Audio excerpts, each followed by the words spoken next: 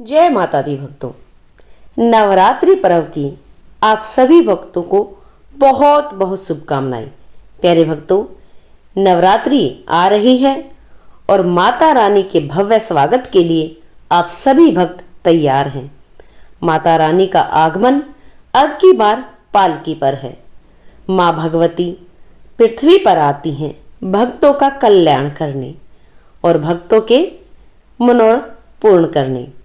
आज की वीडियो आप सभी भक्तों के लिए बहुत खास है, क्योंकि आज की वीडियो में हम आपको संपूर्ण और सरल पूजा विधि बताने वाले हैं, जिससे आपके द्वारा माँ भगवती प्रसन्न होकर आपको मनचाहा वर देगी। सबसे पहले स्नान आदि से निर्वत हो माता रानी की चौकी लगाते हैं। नवरात्रि के पहले दिन माता रानी की चौकी लगाते हैं, कलश की स्थापना करते हैं। नवरात्रि का पहला दिन भक्तों के लिए बहुत खास भी है और व्यस्त भी होता है।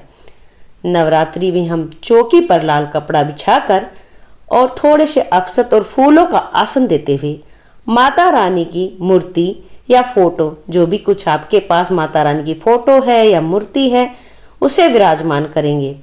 विराजमान करके फिर हम चावलों की यानी अक्षत की ढेरी लगाएंगे। अक्षत की ढेरी पर हम अष्टदल कमल बनाएंगे। अष्टदल कमल बनाना बेहद ही शुभ होता है। अगर आप बना सकते हैं तो अच्छी बात है, नहीं बने तो आप चावल की ढेरी पर ही कलश की स्थापना कर सकते हैं। अष्टदल कमल पर फिर पुष्प चढ़ाते हुए हम कलश लेंगे। कलश में हम थोड़ा सा गंगा जल डालेंगे। गंगा जल डालेंगे, उसके बाद हम सादा जल डालेंगे। इसे कंठ तक भर लेंगे। फिर अष्टदल कमल पर इसे स्थापित करेंगे। इसके बाद कलश में जो जरूरी सामग्री है जो डाली जाती है वो हम ले लेंगे, जैसे कि सुपारी, हल्दी, बताशा, लौंग, इलायची। ये सब कलश के अंदर डालनी होती है और इनको डालने से कलश में पूर्णता आ जाती है।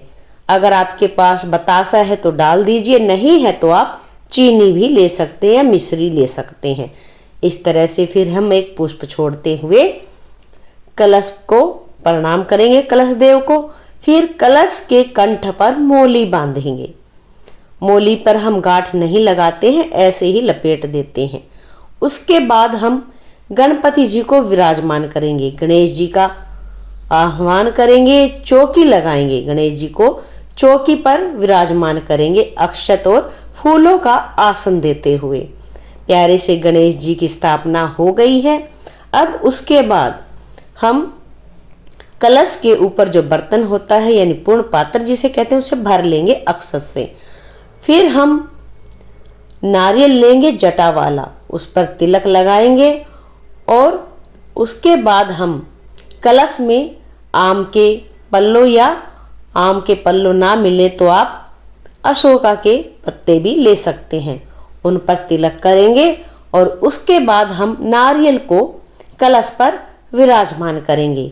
नारियल का मुख हमेशा साधक की तरफ होता है और माँ भगवती के राइट हैंड की तरफ यानी सीधे हाथ की तरफ कलश की स्थापना की जाती है। याद रखिए, मुख या तो ऊपर की तरफ होता है या फिर साधक की तरफ होता है। अब हम नवग्रह की स्थापना करेंगे। नवग्रह की स्थापना करते हुए एक चीज का ध्यान रखें, अगर आपके यहाँ चूहे हैं तो आप अक्षत की ढेरी लगाएंगे तो चूहे आते हैं, लेकिन क्या करें, अगर आप चावल की ढेरी ना लगाएं तो आप सिक्के पर भी नवग्रह की स्थापना कर सकते हैं। लेकिन मेरे यहाँ चूहे नहीं आते, इसलिए मैंने अक्षत लिए हैं। इस तरह से सुपारी को हम 9 जगह पर स्थापित करेंगे। ये हमारे नवग्रह की स्थापना है। नवग्रह की शांति के लिए हमें ये भी पूजा करनी जरूरी होती है।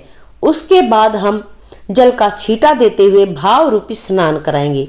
गणेश जी को स्नान कराएंगे, माता रानी को स्नान कराएंगे और कलश देव को स्नान करा के फिर हम नवग्रह को भी स्नान कराएंगे। उसके बाद हम तिलक लगाएंगे, कलश पर हम सतिया बनाएंगे और सभी को हम तिलक लगाएंगे। गणेश जी को भी तिलक लगाएंगे और यहाँ हम जो हमारे नवग्रह हैं इन पर हम सूखी मोली से इस तरह से रोली से तिलक लगाएंगे, क्योंकि इनको हिलाना नहीं होता है। एक बार अगर विराजमान हो गए तो इनको हिलाना नहीं होता है। अब गणेश जी को भी हम जनेऊ भी मोली भी समर्पित करेंगे और सभी को नवग्रहों को भी हम वस्त्र रूप में मोली समर्पित करेंगे, यानी कलावा समर्पित करेंगे। नवग्रह की स्थापना करने से हमारे जीवन में आ रही बाधा दूर हो जाती है। अब माँ भगवती को भी हम वस्त्र रूपी कलावा समर्पित करेंगे और माँ भगवती को चुन्नी उड़ाएंगे। माँ भगवती को चुन्नी उड़ाएं, सुंदर सी प्यारी सी माँ भगवती को चुन्नी उड़ाएं। अब हम लेंगे एक पात्र ऐसा जिसमें हम दीपक रखेंगे। इसमें वैसे तो शुभ चिन्ह बने हुए हैं, इसीलिए हमने अक्षत और पुष्प रख दिए हैं। अब हमने यहाँ पर घी का दिया लिया है। अगर आप अखंड दिया लगाते हैं तो आप अखंड दिया लगाएं, वरना आप सुबह शाम दोनों समय दीपक लगा करके ऐसे पूजा कर सकते हैं। स्थापना तो एक ही बार हो जाती है और सुबह शाम हमें सिर्फ पुष्प बदलने होते हैं। उसके बाद हम करते हैं जो उगाते हैं, जवारे उगाते हैं, जो माता रानी की पूजा में सर्वप्रथम हमारा काम होता है। सबसे बड़ा यही काम होता है, क्योंकि सबसे पहले दिन जवारे और कलश स्थापना का विशेष महत्व होता है। अब हम जो हमारा पात्र है उसमें हम सतिया बना लेंगे और एक 5 रुपए का सिक्का रखेंगे। हमारा शरीर पंच तत्वों से बना हुआ है, इसीलिए 5 रुपए का सिक्का लेंगे। और अब पात्र में हम मिट्टी भर लेंगे। मिट्टी भरने के बाद हम थोड़ी ऐसी मिट्टी भरेंगे। उसके बाद हमने क्या करना है, हमने जो रात को जो भिगाए थे, आप कोशिश करें रात को ही जो भिगा दे, इससे थोड़ा जो जल्दी अंकुरित हो जाते हैं। भीगे हुए जो हम धीरे धीरे मिट्टी के ऊपर से डाल देंगे, यानी कि बुरक देंगे। एक जगह ढेरी नहीं लगाएंगे, धीरे धीरे इनको बुरक देंगे। इनको बुरक करके एक परत लगा के एक लेयर सी करके ऊपर से फिर से हम इस पर मिट्टी डाल देंगे। थोड़ी थोड़ी मिट्टी फिर से छिड़क देते हैं और ऐसे मिट्टी छिड़कने से दोबारा से फिर से हम यही करेंगे। जो हमारे ज्वारे और जो बचे हुए हैं उनको हम फिर से ऐसे ही छिड़क देंगे, यानी बुरक देंगे और फिर से थोड़ी सी मिट्टी डाल देंगे। ये ज्वारे बोने की ऐसी विधि है, इससे आपके ज्वारे बहुत ही सुंदर और खूब लहराएंगे और बहुत ही जल्दी अंकुरित होंगे। माता रानी का ध्यान करते हुए आप ज्वारे उगाएं और माता रानी से प्रार्थना करें, हे माँ भगवती, मैं ये जो खेतरी आपके नाम से बो रही हूँ, ये खूब ही अच्छी फले फूले और घर में सुख समृद्धि आए। कईयों के तो ज्वारे होते ही नहीं है, लेकिन चिंता ना करें, आप कोशिश करते रहें, उगाते रहें, माता रानी की कृपा अवश्य होगी। जिस घर में सकारात्मकता होती है उस घर में ज्वारे बहुत ही सुंदर होते हैं। चारों तरफ से हमने इस पे जो हमारा पात्र है इस पे तिलक कर दिया है हल्दी से और कुमकुम से। अब हमने 2 लौंग लेनी है, यानी 1 लौंग का जोड़ा लेना है और उसको हमने खेती के ऊपर ऐसे डाल देना है, यानी खड़ा कर देना है कि माता रानी की कृपा होगी, बहुत सुंदर हमारी खेती होगी, किसी की नजर ना लगे, हमारी भी नजर ना लगे। क्योंकि हम क्या करते हैं, बार बार यही देखते हैं हमारे जो अंकुरित हुई या नहीं, हमारे जो अंकुरित हुए कि नहीं। ये सब काम हमारा संपूर्ण हो गया है। उसके बाद हम दीप प्रज्वलित करेंगे। दीप प्रज्वलित करके फिर हम भोग प्रसाद चढ़ाते हैं। और माता रानी को आप याद रखें, माता रानी को आप अनार का भोग जरूर लगाएं, अनार जरूर से भी जरूर समर्पित करें। पहले दिन ही आप ऐसा अनार समर्पित करें कि आपका 9 के 9 दिन चल जाए, नहीं तो आप हर दिन भी नया अनार समर्पित कर सकते हैं और फिर उस अनार को उतार करके आप प्रसाद रूप में सभी परिवार में खा सकते हैं। फिर ऋतु फल आपके पास केला हो या चीकू हो या अंगूर हो, वो भी समर्पित कर सकते हैं।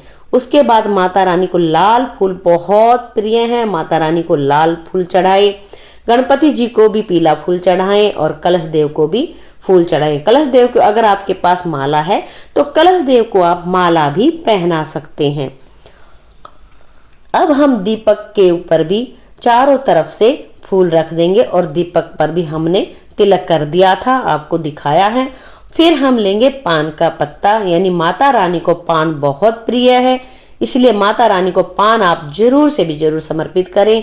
पान में हम लौंग, बताशा और सुपारी और इलायची ये रख करके माता रानी को, माँ भगवती को समर्पित करेंगे। और फिर उसके बाद आपके पास पंचमेवा है तो माता रानी को पंचमेवे का भी भोग लगाएं, क्योंकि माता रानी को पंचमेवे का भोग भी बहुत प्रिय है और माता रानी को बहुत ही भाता है। और उसके बाद हम बतासे लगाएंगे भोग, माता रानी को बतासे भी बहुत प्रिय हैं। फिर जो हमारे पास दुर्गा सप्तशती है, जो उसकी बुक है, पुस्तक है, उस पर भी हम तिलक कर देंगे, उसका भी हम आशीर्वाद लेंगे। और इस तरह से हम इस तरह जय करेंगे। और अब हम इत्र समर्पित करेंगे। गणेश जी को इत्र समर्पित कर दिया, माँ भगवती को इत्र समर्पित कर दिया। अगर आपके पास इत्र है तो आप समर्पित कीजिए, नहीं है तो कोई बात नहीं, आपने पुष्प तो समर्पित कर ही दिए हैं। अब हम लेंगे गाय के गोबर से बने हुए उपले, इससे हमने सूक्ष्म हवन करना है। और माँ भगवती को आप श्रृंगार की सामग्री जरूर अर्पित करें, क्योंकि माँ भगवती को श्रृंगार आप अर्पित करें, ऐसा श्रृंगार अर्पित करें जो आप स्वयं ही यूज करते हैं। अब हम सूक्ष्म हवन करेंगे। हवन में हमें आहुति देनी होते, घी की आप 9 आहुति दें, 21 दें, 51 दें या 108 दें। इस तरह से आपने जो भी भोग प्रसाद चढ़ाया है माँ भगवती को, उसे इस हवन में आहुति की तरह आप डाल दें, आहुति देते हुए इस तरह से माता का मंत्र बोलते हुए। और हमारे चैनल पर आपको दुर्गा सप्तशती के पाठ भी हर दिन सुनाए जाएंगे।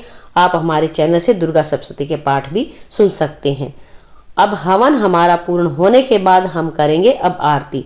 सर्वप्रथम हम गणेश जी की आरती करेंगे, फिर माँ भगवती की आरती करेंगे। जो हमने पंचमेवे का प्रसाद चढ़ाया वो भी हम आहुति में डाल देंगे, यानी हवन में डाल देंगे। ये तो हो गया है सूक्ष्म हवन। ये आप हवन सुबह करते हैं तो आपको शाम को जरूरत नहीं है। आप हर दिन भी करना चाहे तो हर दिन भी करें, अच्छा है।